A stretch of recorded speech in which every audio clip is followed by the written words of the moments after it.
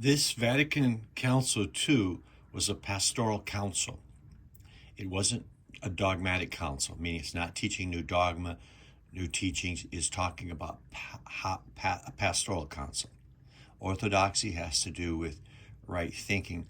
OrthoPraxis is right action, and it's telling us a little bit about right action. So, and orienting us. So I want to suggest to you some very powerful information. No matter, there's a lot of criticism on the Vatican Council too, particularly about the liturgy. But let's talk about what's not criticized. Let's stay to the high ground.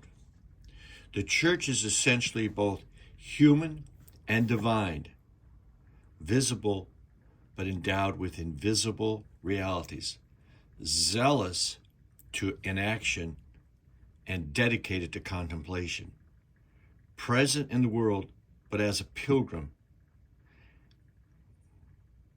so constituted that in her, this is important, so constituted that in her,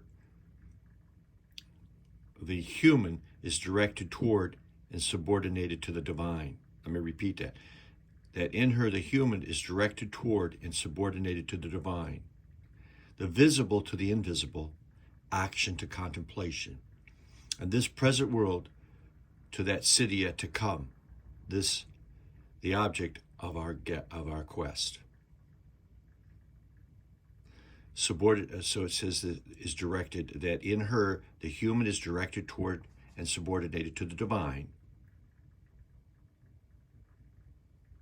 The visible to the invisible, action to contemplation.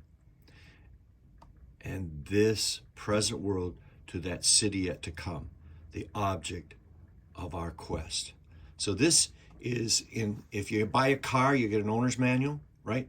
Tells you about the car. If you're coming to the Catholic Church, you want to stay in the Catholic Church, you want to come back, it's kind of like an owner's manual. You want to think about, what do they think about themselves? The Constitution on the Sacred Liturgy, you'll find that absorbed into what's called the self-identification, and we'll take it over to page 2. See if we got anything here. And I can't read that a little bit down there.